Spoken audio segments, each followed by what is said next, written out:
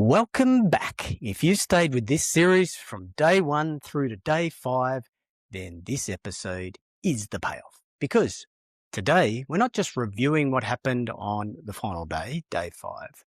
We're closing the loop on all 5 days, separating lap time noise from confidence signals. And at the end, I am going to reveal my full team confidence order of merit and what it means heading into Bahrain testing. So stay with me until the end, because this is where the story finally makes sense. Day 5. Day 5 is different.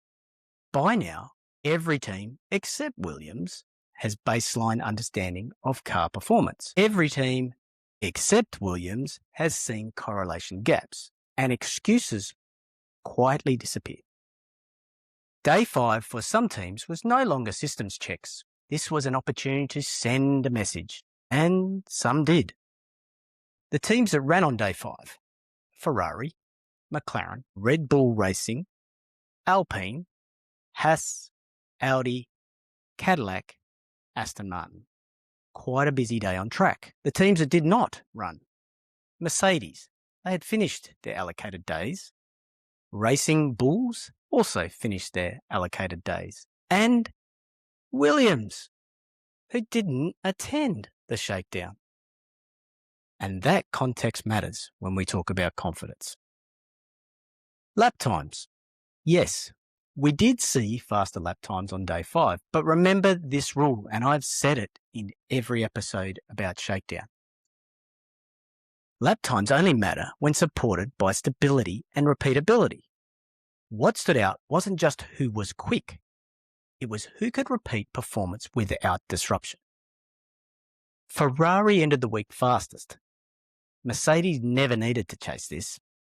They couldn't, because they had no days left.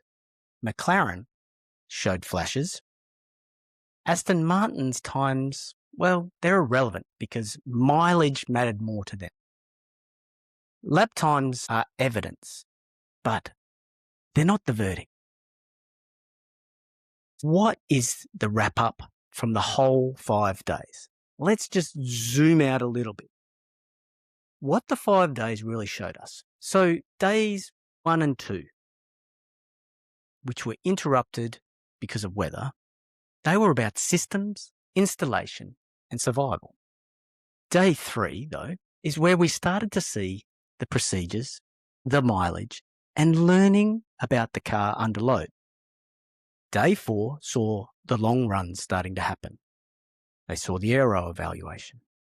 Pressure moments testing driver confidence. That's what they wanted to see. Day 5, for most teams that still were running on day 5, it was confidence checks and final validations. Across the week, 3 themes were clear. 1, stable aero platforms learn faster. 2, operational calm beats peak speed. And 3, efficiency matters more than raw downforce under these 2026 regulations. The best cars didn't look aggressive. They looked boring and predictable. That's a compliment.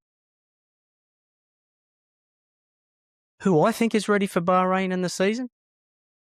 Let's get into this. Team confidence is important heading into Bahrain testing. This will be the team's final opportunity to test, assess, evaluate, analyse and adjust their cars. It is the last opportunity for drivers to familiarise themselves with their new cars without the pressure that comes with a race weekend. Before I give you my ranking, let me explain team confidence. Before I give you my ranking, let me explain the team confidence framework.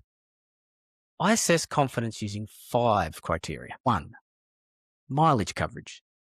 Did the team run when planned? Did the car complete the required distances without incident? Stability across runs. Was the car predictable? 3, operational calm. Fast fixes, no panic, clean execution. That shows procedures are working. 4, aero consistency. Small changes, not constant resets. Was the car stable on track? 5. Driver feedback tone. Comfortable language beats cautious wording. I've said it before. Confidence is not about speed at this time. Confidence is about control of performance, aero procedures, and the outcome. I'll reveal this in reverse order of merit, starting with 11. Williams. Williams didn't attend Barcelona. That alone puts them last. No early validation, no system shakedown. Bahrain becomes their first real test, and that is a risky place to start. 10. Aston Martin. Late arrival, very limited laps. Presence matters, but confidence comes from repetition. They leave Barcelona with more questions than answers, in my view. 9. Audi. Progress was made, but clean running was inconsistent. Learning is happening, but confidence is still fragile heading into Bahrain. 8. Haas. Useful data gathered, but reliability interruptions slowed their momentum. They did learn a lot. They just didn't get to build that rhythm. 7. Alpine. They had solid mileage, searching for some balance, but it's not lost, but it's not calm either. They leave Barcelona still defining their aero window, and that's not good heading into Bahrain. 6. Cadillac. They were disciplined, they were measured, and they were also realistic about what they could achieve. They didn't chase lap times, they chased understanding. That's early phase confidence done correctly.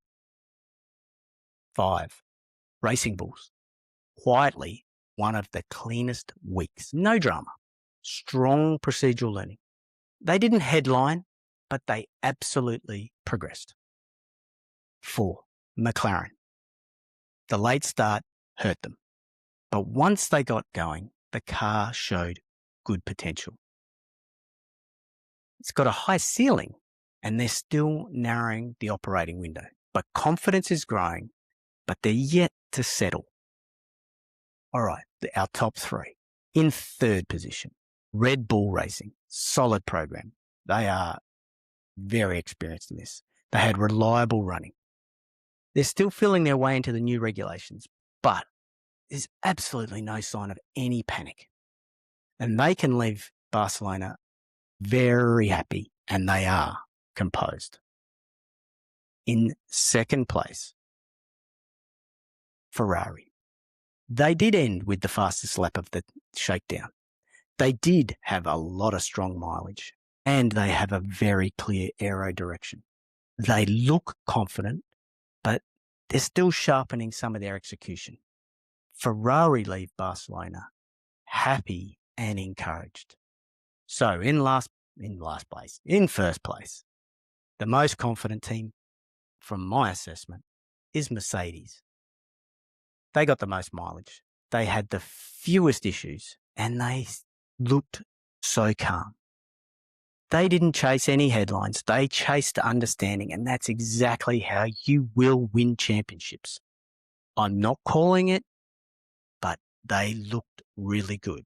Bahrain will show more, and the first race of the season will also be a very good indicator. That's a confidence order after Barcelona. If you disagree, comment below. I really welcome your feedback. But remember, I see confidence is dynamic. Bahrain will move this list, and so will Melbourne. And I'll be tracking it every step of the season. Bahrain. This is where it gets interesting. Barcelona was private. Bahrain will not be.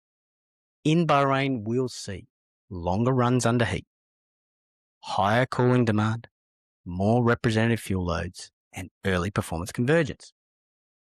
Here's what you need to watch.